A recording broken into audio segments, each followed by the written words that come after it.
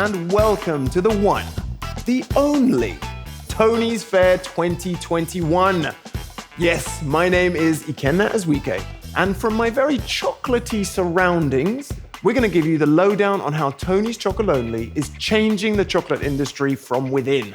Expect cool speakers, engaging conversations, inspiring creative performances. And expect a story about impact. Are you ready? Let's go. DJ. I'm your effort party baby. I'm your effort party baby. Right after the party, so I can come over. Kiss me, don't pretend that you are sober. Lose your control now, nothing I won't allow. I'm your effort party baby. I'm your effort party baby. Now, nice energetic reminder of the Tony's Fair in years gone by. Okay, so we all know Tony's chocolate, but do you know the story behind their vision? A truly fair chocolate industry. How is Tony's making impact? What are their big ambitions? Well, over the next hour, we'll get answers to those questions and many more. But first, I welcome to my delicious chocolate-covered table none other than the Chief Chocolate Officer himself, Henk-Jan Beltman. Thank you, Ikenna. Thank you for having me. Tell me, we just saw some images there of the iconic Gashouder where the Tony's Fair was held in previous years. Yeah. On a personal level, what does the Tony's Fair mean to you? Tony's Fair is a State of the Union. We actually present what we have accomplished and where we failed at and where we've been successful. Also the ambition for the coming years. And we want to celebrate a little bit because we're crazy when it comes down to chocolate and serious when it comes down to people. We cannot do it alone. You cannot generate a 100% slave-free chocolate world without any help. So we need the help, and we want to say big thanks for consumers, Team Tony's, customers, suppliers, everybody, farmers who helped us to really get where we are. And they want to team up with us to actually make the impact. So it's all about the State of the Union. It's all in here. Yeah. And you've been doing this now for 10 years. That's a pretty special moment. A decade has gone by. But a decade's gone by and you haven't yet achieved the mission. How does that feel? Well, it is a big task, right? And it's really blunt and arrogant and naive to actually say, overnight we're going to change chocolate.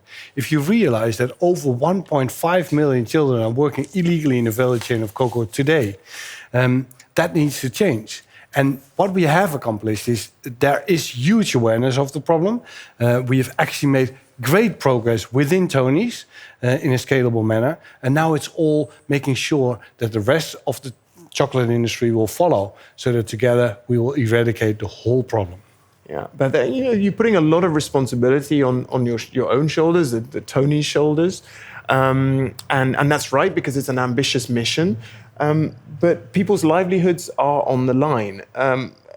What does it mean to you every day when you walk into Tony's knowing that? Well, it's fantastic, right?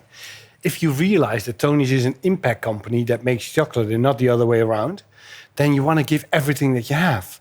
You want to make the world a nicer place. So the aim of Tony's is not to sell chocolate bars on its own, but to eradicate illegal labor from the value chain of cocoa. And people do want to work in a company that makes the world a nicer place. Because I fundamentally think and believe that companies should. And that's why we really, really work with a great bunch of people towards the mission. And one day, I promise you, we'll accomplish that. Okay, big words, ambitious words. And I know that something else that Tony's is very good at is thinking up ways to make people really feel like the impact of what they're doing. And your chocolate bars are notoriously difficult to break up into equal pieces. Unequally, yeah. But there is a story behind that, right? Absolutely. Let us tell you a little something about our chocolate bar. It's unequally divided, which is indeed difficult to share equally. However, it's going to stay that way because our chocolate tells an important story. Let us explain. Here's where 60% of all the world's cocoa comes from. There are lots and lots of cocoa plantations here. where cocoa farmers work incredibly hard for very little money, and where children are forced into doing illegal and dangerous work so that big chocolate companies can purchase cocoa for a low price in order to become even bigger and richer. So, as long as the chocolate industry is unequally divided, our bar will stay that way too. Tony's vision is 100% slave-free chocolate. Not just our chocolate, but all chocolate worldwide. We saw in that video why modern slavery and child labor still exists. Just how widespread is it, though? If you realize it's over 1.5 million children doing illegal work, then it's extremely widespread. And if you realize it's around 60% of the production of cocoa comes from West Africa, then you cannot touch a bar without actually thinking of this issue. It should be eradicated at full. You cannot enjoy a chocolate bar if you realize that there's modern slavery going on, right? And it's just, if you take a plane, it's 6 hours. And the world is completely different. Yeah. It's so unequally shared. You encourage people to buy chocolate and share and feel the impact of Tony's mission. What's the long-term strategy for Tony's, though, to achieve the mission? Well, it's a bold mission, right? And you already said, how far are we? And it's still a battle. We think if you have a big challenge of eradicating all illegal labor from the value chain of cocoa, you have to have a plan. We do have a roadmap. First, we want to create awareness. Secondly, we want to set a scalable example. And thirdly, we want to enforce or encourage all big chocolate companies to follow suit so that together we can make the impact. And this is a little bit naive and arrogant, but I fundamentally think and believe that even the people working in other chocolate companies, they want to solve the problem as well. So a business strategy for creating impact, that's what you got. That's the only reason the business exists, right? We're so twisted in this moment in time that companies exist to earn money, but I don't want to make sure that companies earn money. Companies should work towards a purpose, and money is only a means to a goal in the end. Okay. And the goal is actually the mission to eradicate all illegal labor from the value chain of cocoa. Well, thank you very much, Henk-Jan. I'm pleased to say we'll have other members of Team Tony's as well joining us at the table today to dig further into the Tony's impact story and their ambitions.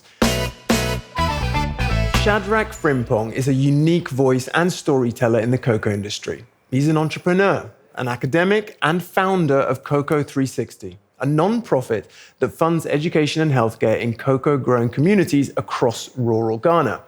He's won countless awards, including the Queen's Young Leader Award in the UK for his leadership in the non-profit sector.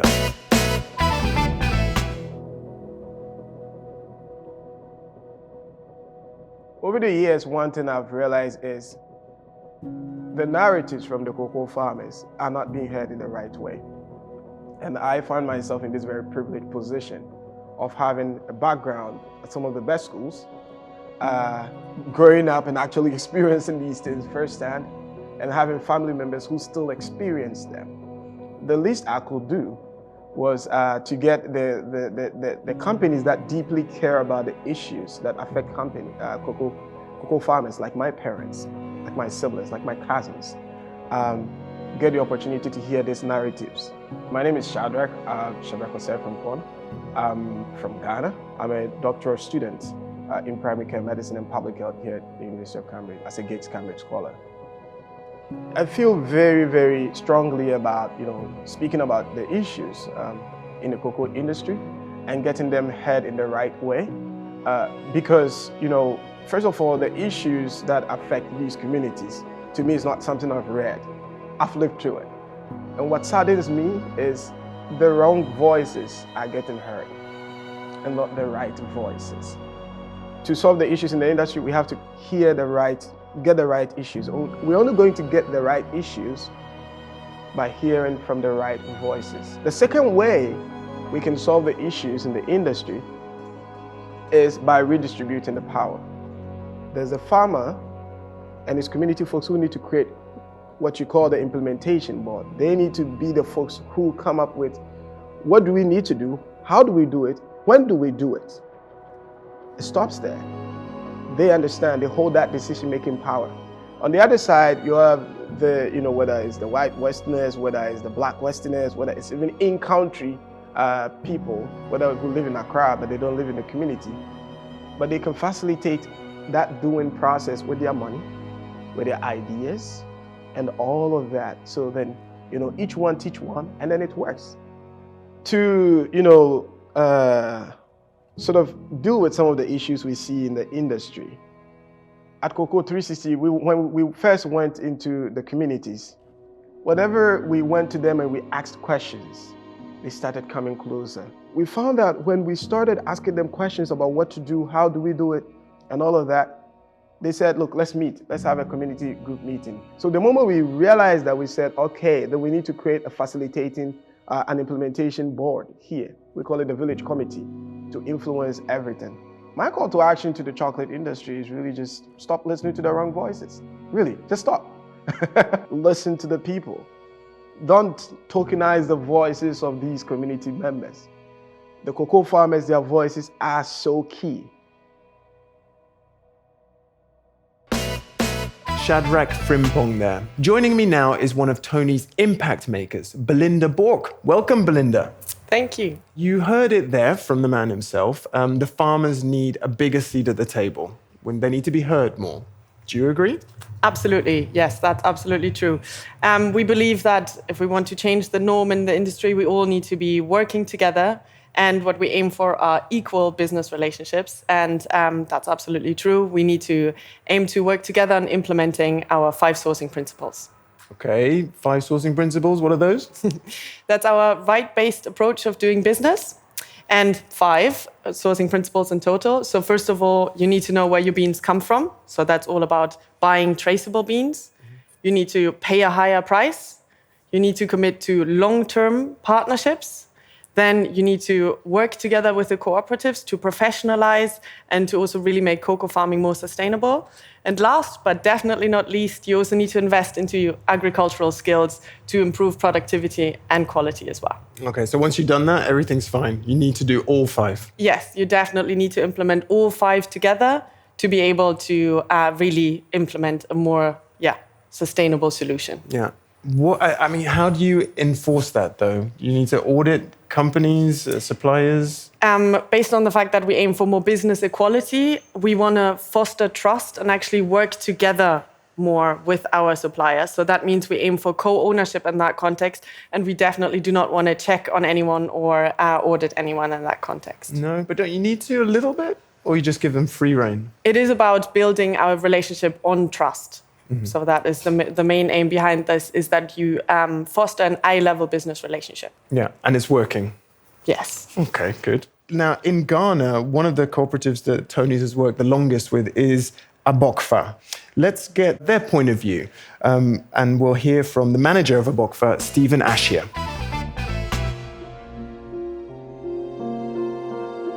Personally, cocoa is a very good thing to me. If you look at it, as at now I'm talking, I've been able to acquire 10-acre land. I've also produced cocoa, and also helping farmers in all areas also to produce cocoa, and it makes me happy. My name is Stephen Ashia. I'm the manager of Abokfa. We work together with Tony Chocolonely for almost 10 years, and we supply organic fair trade cocoa to Tony Chocolonely. If you look at the value chain of cocoa, farmers are neglected. They are not taking part in when it comes to the decision making. Even in Ghana, the pricing, farmers are left out. The decision is taken at the top, neglecting the farmers, those who really produce the cocoa. So I think there's a need for the farmers to get involved in all the decision making. If you look at the way the trend, the way things are going, if the price of the cocoa is not paid in a good manner, I think it is going to be a time where the farmers, most of the youth will not get into the cocoa production. I think Tony's 5 sourcing principle is a good thing which helps in community, but there's more room for improvement. But I think if you look at the 5 principles, for instance, it has really helped Abokfa to be professionally cooperative. It also helped to improve the community in which we're living. If you go to some of the communities now, they have a good water, a good school, they have a good area to operate. The environment has been created in such a way that the children are now happy to go to school. And also the community are also happy because they get additional money out of the cocoa they sell to Tony Chocolonely, which is good, and it also helps them to work on their farm. Also now, because of Tony's 5 principle on child labor, now most of the farmers are sending their children to school. Having a very long partnership with Tony has really helped to increase our productivity. If you look at when we started, we were producing about 15 metric tons. That's about 8 years ago. But currently, we are producing more than 12,200 metric tons, which shows that it's because long-term relation where Tony also supports us in all aspects for us to be able to produce more. As a manager of Abofa, we have a strategic plan we set, which is for a long term. We want Abofa to be seen in a different dimension as compared to currently. So based on that, we have acquired a 10-acre land, which is in a strategic position along Suhum Accra Way. And we want to get a partnership which will come and then maybe help Abofa even to produce cocoa in a different form, and also that Abofa can also earn additional income.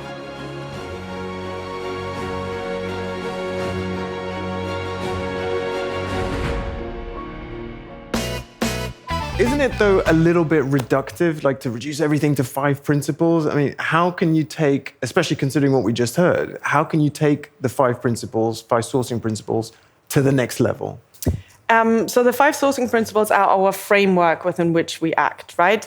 They are absolutely work in progress. So it's always about the aspect of working together and therefore developing, evolving, and really learning from each other and listening to each other as well. And it's a joint process, right? So the idea of really listening and finding out from each other how we can improve this, that's absolutely the case. Because in the end, it's also not just about Tony's as a company to change the norm, because that's simply impossible if it's just us. But if we want to change the industry norm, we really all need to work together on this, right? That means that also other companies need to start acting, and they also need to adopt the essence that really stands behind this. And the essence behind this is that human rights are simply never optional, also not in a corporate context. And that means we all, in the end, and that comes down to what we mean by this framework of the 5 sourcing principles, we need to put people before profit. A very clear call to action there. Put people before profit. Thank you very much, Belinda Book. Thank you. Time for something or someone a little different. The Tony's Fair is all about changing the norm and moving to the next level. And our first performer of the day does exactly that, literally. It's movement artist and status quo anarchist Jill the Grid.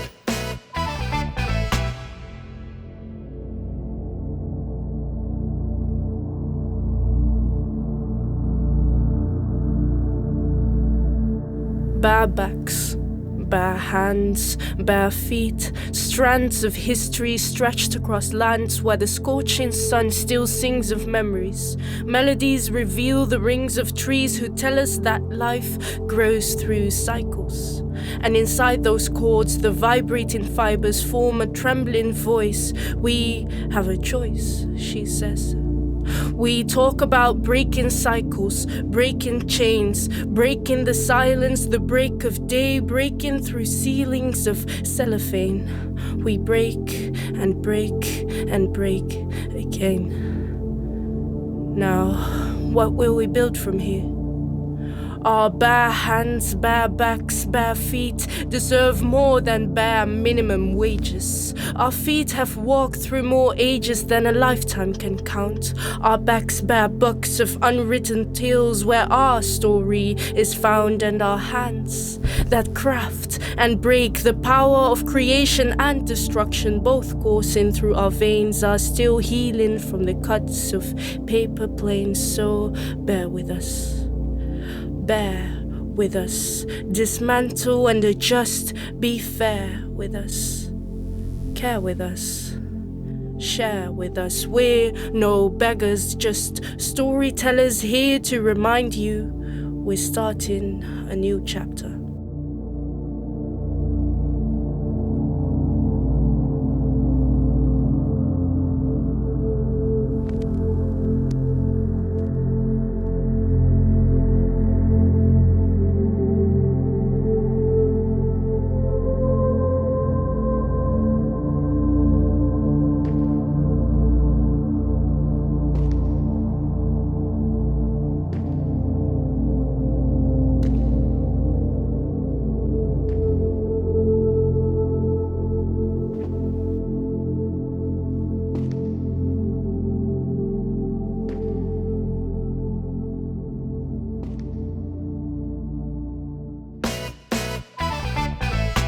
Jill the grid there with a poignant reflection on people versus profit.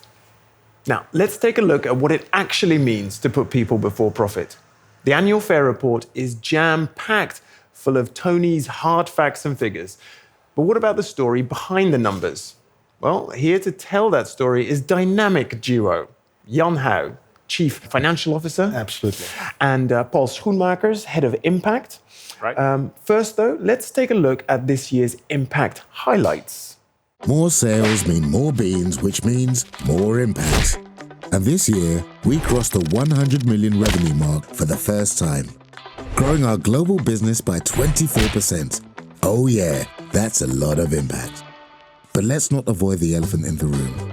Because of a bunch of one-off costs, we saw a loss of 4.3%. We're confident, though, that the next year we can reach a net profit of at least 1%. We welcomed 3 new open chain mission allies this year. Hey there, Oldie, Yocolada, and Fly.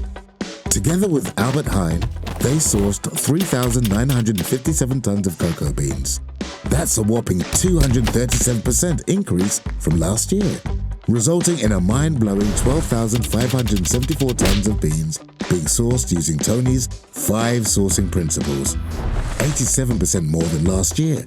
Whoa! All this from our 7 partner cooperatives in Ghana and Côte d'Ivoire, and 8,921 farmers who each received a higher price for their cocoa, enabling them to earn a living income. To make this happen, we paid an extra 3.7 billion euro for cocoa this year. Good news! The longer we work together with co-ops, the lower the prevalence of child labour. We onboarded 2 new partner co-ops this year, which, needless to say, led to an increase on child labour cases found. At our newest co-ops, child labour is at 50.5%, while at our long-time partners, it's 3.9%. What a difference, right? We're happy to report that we resolved 67% more child labour cases compared to last year. Next year, we aim to resolve all the cases found this year. It's been a mega year for our movement. We grew our serious friends from 65,000 to 109,526. Our Choco fans helped us call on Big Choco to copy us, after we made lookalikes of familiar bars in our Sweet Solution campaign. And they got behind us to push for legislation that makes all companies accountable for their supply chains too. Cheers to you, Choco fans. Only together we can raise the bar to take our impact to the next level. Are you in?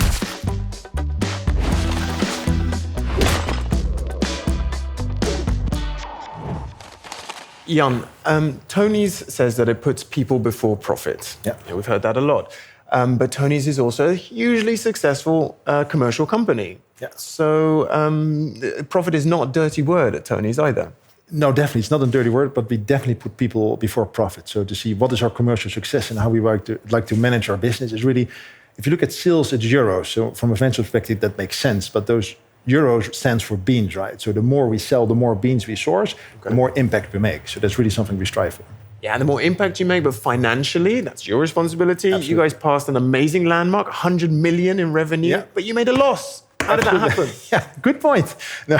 So we're really happy, first of all, to take the compliment that we indeed, for the first time in Tony's history, crossed the mark of 100 million of sales. I mean, that's a massive achievement. The loss, Jan. But if you focus on the loss, indeed, we made 4.7 million of loss. So that's a huge number also for Tony's. But if you take off some one-offs, which are definitely driving that number, you see that we're actually profit-making. So we come to roughly 1% profitability, which is a good number for Tony's. Not our level that we want to aim at yet, but it shows a growth path that makes us confident for the future. Okay, can you make a loss and have impact, Paul? Absolutely. Like Jan said, the more beans we can buy, the more impact that we can make. Every year, more farmers can supply to us. And because we pay the living income reference price on all that cocoa, we're actually fighting the root cause of the problems in cocoa, which is the extreme poverty of cocoa farmers. Okay, but you mentioned the living income reference price. That there's other impressive results, the growth in bean volume, the premium paid. But this living income reference price, is that enough for a farmer to get a living wage? And you've got 8,921 farmers. 21, yes, this year. So it's not just the price, right? So you need price and volume. So we also support cocoa farmers to increase their productivity, that they can grow more beans. But this is the reference price that was calculated that actually says if you pay this price, then you enable cocoa farmers to earn a living income. So next to paying that, we are also working, of course, to increase our volumes that we buy from all these farmers and also support them in growing their total output.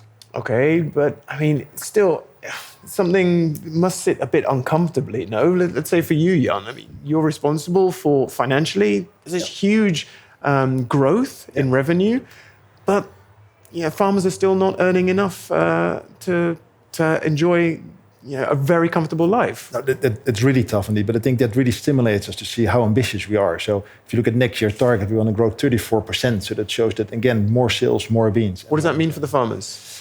That we're going to have more co-ops, we're going to onboard more co-ops, and in the end have more farmers on their Tony program. And that's in the end where we have more impact. So more money for the farmers? Is that a commitment? If you reach that growth, is there more money for the farmers? Absolutely, because there's more volume, right? So we will pay this reference price still, but then we buy more beans, so the total income will go up. Okay, clear. Well, that's a good commitment to end on. Thank you very much for unpacking those numbers with us. Joining me now are Nicola Matthews, Head of Marketing for Tony's UK, and Joe Lane, Chief Product at Tony's, to talk about Tony's boldest campaign yet, Sweet Solution. But first, they've been a big source of inspiration to Tony's Chocolonely from the very beginning. Outspoken, provocative, and even fearless on big social issues. And of course, known for their world-famous ice cream. They hardly need an introduction, but I'll tell you who they are anyway. Ben & Jerry's. Their journey of scaling up and staying bold wasn't always easy, though. Hi, everybody. My name is Matthew McCarthy, and I've got the privilege of being the CEO of Ben & Jerry's. Thank you for having me. It's great to be with the entire Tony's team. You know, when I think about Ben & Jerry's, of course, I think about great ice cream. I think about wild and wacky flavors. But I mainly think about Ben & Jerry's as an experiment that started 43 years ago by Jerry and by Ben, who really came up with this wild idea of having business that not only made great products, but was part of changing the world, changing business, changing capitalism, and making real impact in our communities. And it was a really unreasonable idea, but thankfully it worked after the first year, and we've kept that going over time. Scaling that growth has certainly been challenging. We started here in the United States, and we've grown to now over 30 countries. And we've had the normal growing pains of scaling a business and manufacturing and suppliers and all those things. But I think the most important parts of growing our business have been principles and pragmatism. What are those principles that have actually helped found this business? The principles that come from our co-founders, the things that are really in the DNA of our business and that continue to guide us. At the same time, we have to be increasingly pragmatic.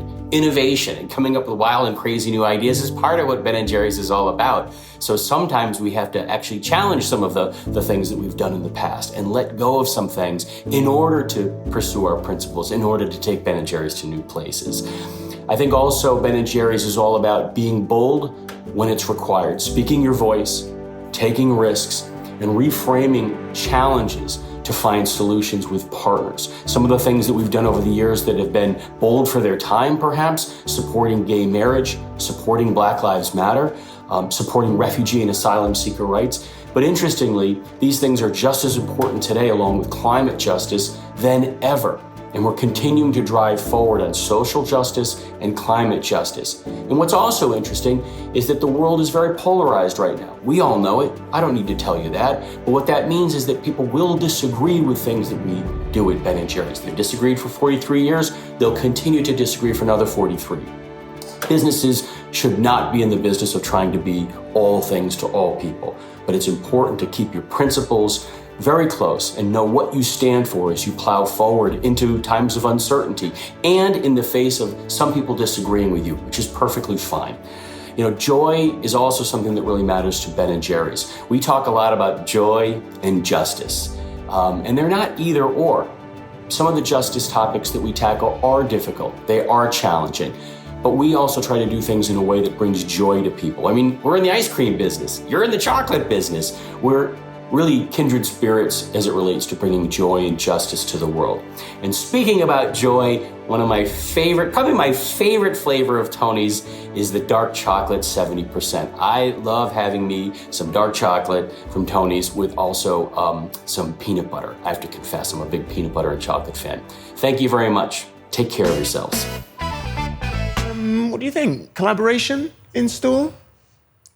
Be nice, wouldn't it? Yeah, Ben & Jerry's, Tony's, I can totally see it. Okay, but let's focus on Tony's, okay? Tony's own boldness in action. The sweet solution bars is what we're here to talk about, and you guys have prepared a kind of animation, right? Should we run that first? Yeah, that'd be good. Let's see that. Okay. Hey, we're Tony's Chocolonely. We strive for 100% slave-free chocolate. Not just our own chocolate, but chocolate all over the world. 20 years ago, the Harkin-Engel Protocol was signed, where the chocolate industry pledged to end all illegal labor in the cocoa chain. So that should have all happened long ago. In reality, the opposite is real. Many people in the West African cocoa chain still live far below the poverty line, which is why we've made our process open chain. Anyone can copy us. So together, we can make slave-free the norm. Delicata chocolate from Albert Heijn has already joined. Now, we also want to inspire the international chocolate makers with these limited editions. Because only if everyone participates, including the major chocolate brands, can we together make slave-free chocolate the most normal thing in the world. Tony's Chocolonely. Crazy about chocolate, serious about people. Ooh, very provocative. Were you nervous about putting that campaign out? I can imagine the legal department must have had a bit of a meltdown. I wasn't nervous. I was actually incredibly excited because I knew what the power of the campaign could be. Yeah. But legally, yes, we had a few lawyers involved. But the thing we were actually most worried about was the risk of copyright infringement. So we thought the big chocolate companies would care that, our bars looked similar to theirs. But actually what they cared most about was that we were implying that there was modern slavery and illegal child labour in their chocolate. But as we know, that is a problem that is endemic in that area of West Africa where they all source from. So it's a problem that we can't ignore. Yeah. And what was the response like among fans then? People who buy the chocolate? Yeah, our Choco fans absolutely loved it. So even though it was removed from supermarkets in the UK, they went crazy for it, drove a lot of buzz on social media, and we still sold out of all the bars on our Choco shop. And it actually really did a big job in growing our movement overall. So our serious friends, the people that share our chocolate and share our story the most, that last year grew by over 67%. And the most important thing is that we made impact. So we gathered a total of 66,099 petition signatures for our supply chain due diligence legislation. And that's impact. Huge. Yeah. What about, in terms of starting conversations, deepening conversations with other players in the chocolate industry? Did it do that at all? It got a lot of press. So what they were forced to do was comment to the press about the campaign, which for a small chocolate brand like us is pretty impressive, I think, to get that response. But we still haven't seen any response to us personally or any new action that they're taking to change their sourcing principles. And that's ultimately what we want to see. Is it not then a bit risky, to poke them like this? Mm-hmm. We actually... You need them. Yeah, we do. We do want them to adopt our sourcing principles, but we're so small. So if we want to get their attention, we have to be bold. And that's exactly what this campaign did. All right, let's talk about that boldness then Joe. How important are the chocolate fans in helping Tony's achieve its mission? So the chocolate fans, the people who buy chocolate, our chocolate, they're so important. It's those guys, it's their money, their spending power that the big chocolate companies want, right? So when they make a choice, when they choose to shout loudly on social media or sign the petition that Nick referenced, or crucially spend their money, that's them making a movement, that's them making a difference. So they're so important, the Choco fans. Yeah. Okay, chocolate fans aside then, what about the product itself, the chocolate? How does that help you achieve the mission? Chocolate help us achieve our mission. It's so inextricably linked. Firstly, our chocolate is our way of leading by example. So we prove that you can make great tasting chocolate that is still sourced ethically. And if we can do that, if Tony's can do that, anybody could do it. Yeah. The second way is that it's our way of making impact ourselves. So every bar and every bean that's in every bar is sourced using our 5 sourcing principles. So we sell more bars, we buy more beans, we make a bigger difference in West Africa. So in order to sell more bars, people need to love our products. They need to be delicious, they need to be surprising, they need to be bold, and we need people to fall in love with our products. Well, lots of people have already fallen in love, including, I'm afraid, myself. Far too many bars. But thank you both for joining us. And if you at home would like to try Sweet Solution bars, you can get them at the Tony's online Choco shop. But be careful, because you may never want to switch back to the originals. Let's have a look at how a small German condom-making company, Einhorn, created a huge movement to influence decision-making at policy level. We invited Waldemar and Philip to come to Amsterdam and talk about a 7-day team swap between Einhorn and Tony Chocolonely. We have always been inspired by the company Einhorn. We came fully prepared and of course well-dressed. But first, some serious matters. Buongiorno, we are the founders of Einhorn, a sex safety company. And can you tell a little bit about the condoms? Well, of course. This is one bag of condoms. It's 7 pieces, 14 grams, consisting fairy dust. So if you're allergic to fairy dust, that's not good. Don't use them, but they are vegan. To open them, please don't tear them open, bang them open. Next to condoms, you make period products. Affirmative. We call it menstrual product because it's not a hygienic issue, it's a menstrual issue. Do you think companies should be political? Well, the thing is, companies are already political. With lobbyism, they pay people millions to get through what they want as a company to succeed and make more profits. And what they don't care for is the planet. That's why we have to create movements, big movements of civic society, scientists, activists, and companies also to change this and to make people fulfill their wishes again, not the wishes of single companies. The petition that Einhorn supported was to change the tax rate on menstrual products. With a group of activists together in Germany, we lowered the tax on menstrual products from 19% to 7%. People who menstruate do not really have a choice, do they? That's why this petition was aimed to remove the unfair gender-based discrimination in taxation. And they succeeded. Yes, and if it's something is unfair and you tell the story and use the competences companies of course have in a network maybe, then you get people on board. I saw on your website that we can do a CEO swap. But instead of doing a CEO swap, I think it's a better plan that a team of yours, Einhorn team, will come to Amsterdam to rule Tony Chocolonely for a week, and then we with a small team go to Berlin to do that. Is that a good idea? You are a true visionary. It's not hot. No. Companies are changing the world, but for the worse at the moment. And as you know, at Chocolonely, companies can also change the world for good. Einhorn proves that you can be a force for good while having fun. Oops. Next to me now, I have Pavitra Ram, who is an impact maker at Tony's. And at Tony's, you are pushing the European Union to make companies 100% responsible for human rights abuses in their value chains, right? Why is Tony's putting, through you, so much focus on legislation? Well, we've seen that empty promises do not work. All the voluntary commitments and agreements to end human rights abuses in supply chains has not worked. In 2001, chocolate companies signed the Haag and Engel Protocol, promising to end the worst forms of child labor in their supply chains. 20 years later, 1.56 million children still are engaged in child labor in Ghana and Ivory Coast. So it's time to make human rights abuses illegal in supply chains. Okay, so the big question is, how are you going to put pressure on legislators so that they actually listen? So we've been doing this in different ways. So firstly, we did have the Sweet Solutions campaign, where the main call to action was for Choco fans to sign the petition.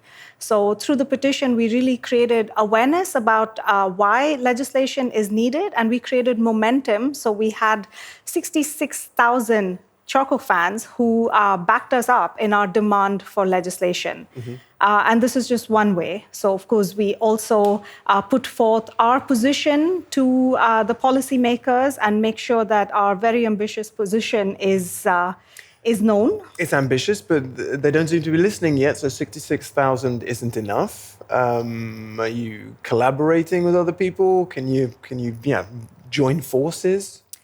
For systemic change to happen, one needs to collaborate with all stakeholders in the sector, right? So yes, we do collaborate with chocolate companies, we collaborate with civil society.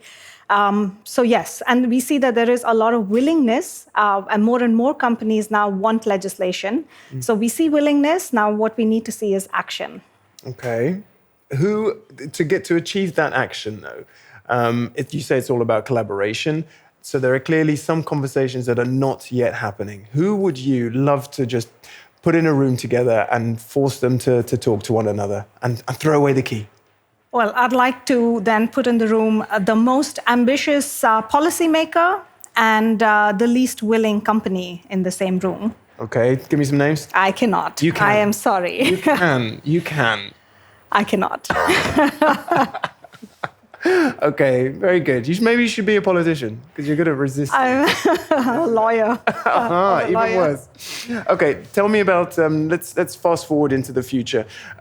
What do you hope or expect to see in practice, in concrete terms, when it comes to legislation? We're optimistic about the momentum in the EU right now, so we're waiting for the European Commission to come forth with a proposal for legislation. But what we will also focus our efforts on is the same kind of momentum in our other markets, so the UK and the US. Okay, and a personal ambition for yourself next year, let's say? It's a Paviram goal? A Paviram goal would be that we see more companies become willing to be regulated and ambitious legislation in place. Okay, and you're going to work tirelessly till that happens. Tirelessly. Everyone at Tony's is working tirelessly till the mission is achieved. We do have chocolate to keep us going. Okay, good. You're powered by chocolate. Thank you very much, Paviram. Joining us now, we have the Tony's Open Chain lead, Joke Arts. Joke, welcome. And the Tony's Chief of Operations, Pascal Balthazar. Now, listen, we just heard Pavi talk about the importance of the role of government, policy making, regulations, but companies shouldn't have to wait for governments to take the lead on this stuff, should they? Definitely not. The time for action is now. I think legislation is about raising the floor, and what our proposal, Tony's Open Chain, is about raising the bar. So it's an explicit invitation to other chocolate brands to take action now. Okay, sketch it out for me. What is Tony's Open Chain? So it's an industry-led initiative. It's a Tony's-led initiative to really disrupt the inequality in the cocoa supply chain. And the way we do that is we invite other chocolate brands, even competing chocolate brands, to join us in sourcing cocoa via the 5 sourcing principles. Okay, and last year, I understand 3 mission allies joined up with you guys. That's right. And we can hear from 2 of them now, Aldi and Fly. Yes. We're going to talk about Open Chain in action.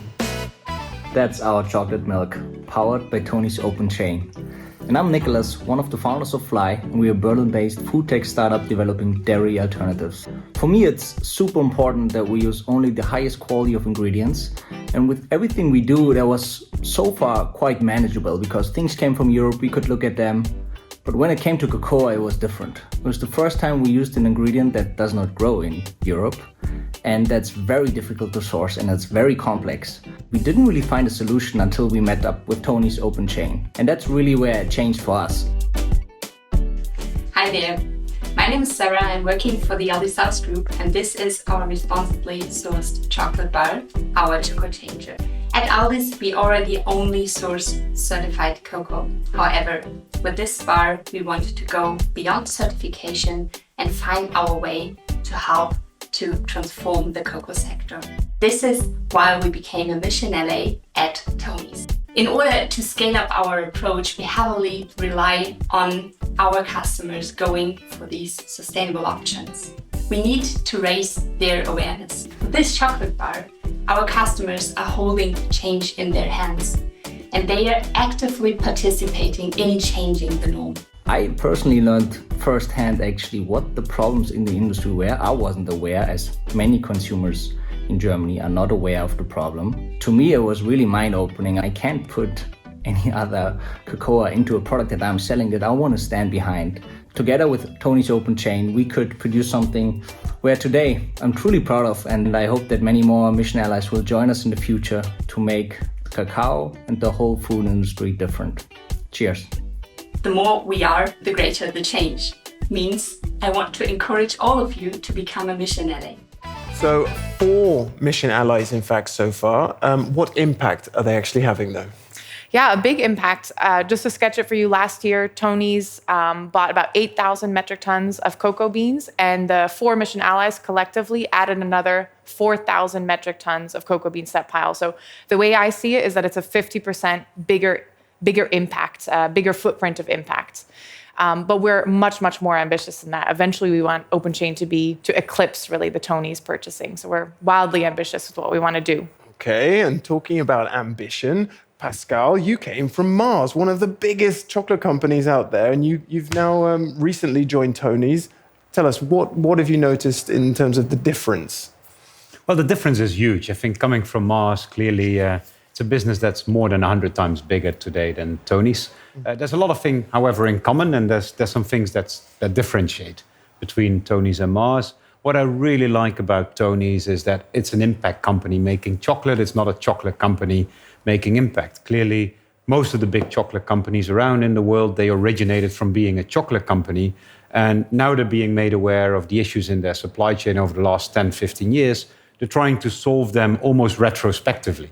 If I look at where Tony started, it started from the problem. It attracts the problem and is trying to save and solve the problem. And I think that is the biggest difference between the two. But you mentioned also that huge size difference. So is your job now to scale Tony's up?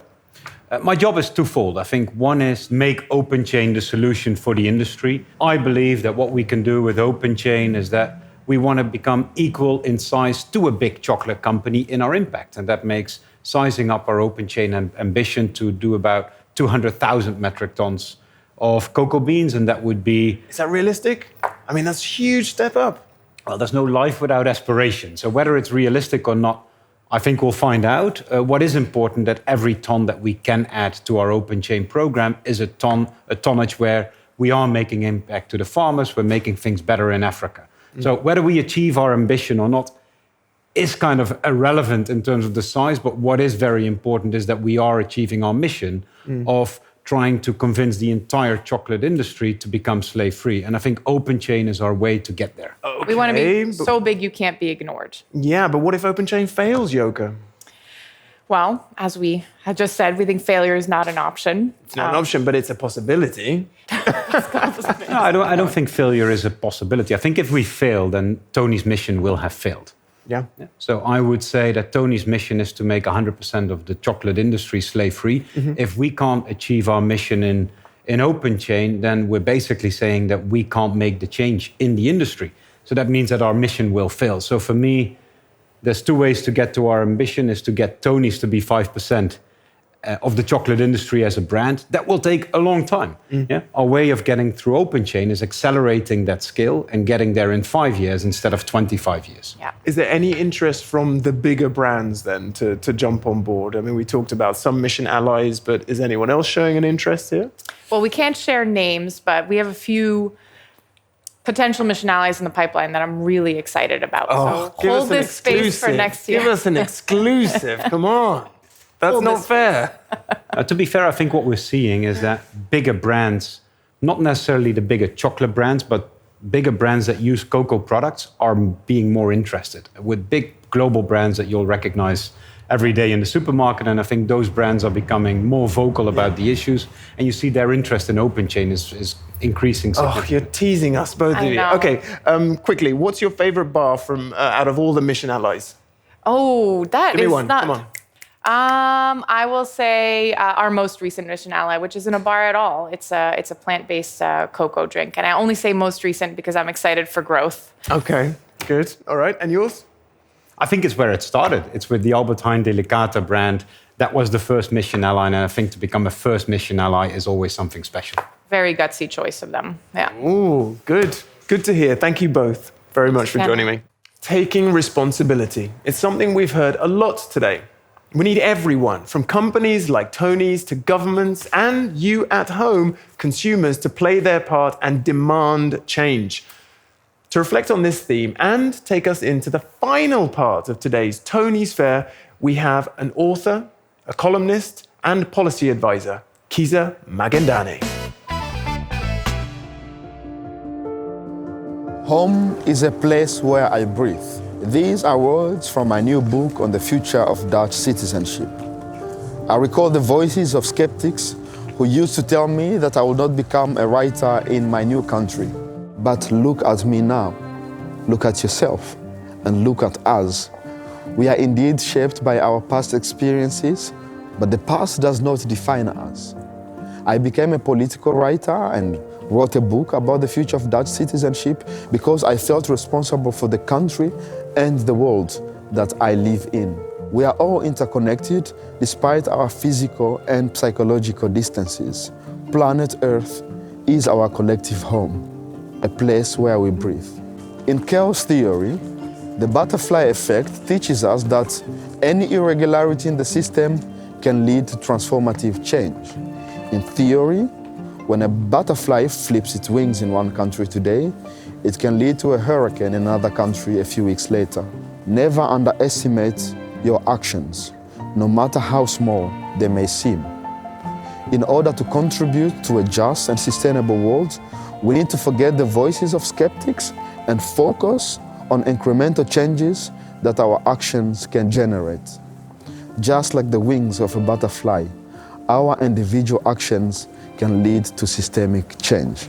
We need to forget the voices of skeptics and focus on incremental changes that our actions can generate. You want to start a sustainable business model? Go for it. Do you want to pressure the producer of your goods to respect human and environmental rights? Organize. Do you long for policies that represent the interests of marginalized groups? Become politically active, because it always seems impossible until it's done. That's what Nelson Mandela told us. Never let skeptics tell you what you can't do, because when big dreams meet concrete actions, that creates magic. Well, that was certainly a powerful argument by Kisa there, and I don't think there's really much left to share after that, is there?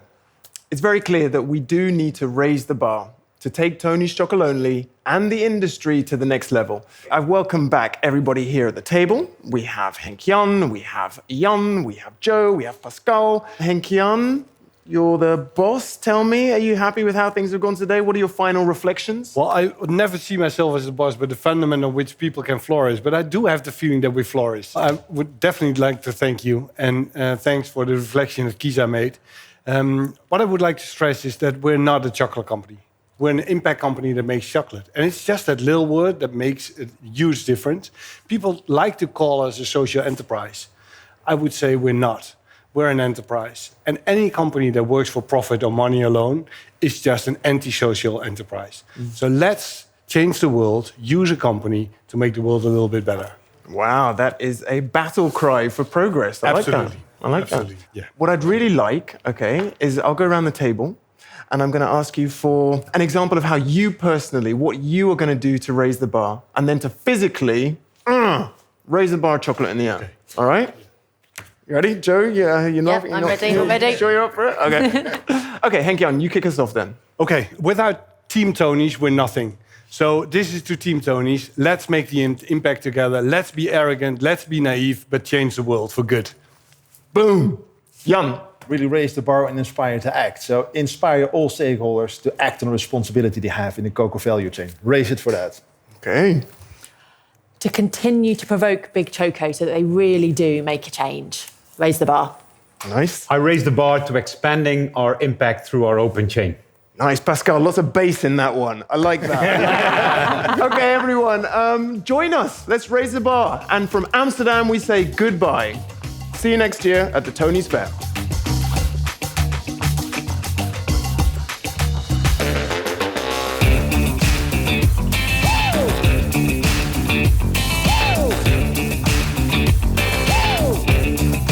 Everybody get up.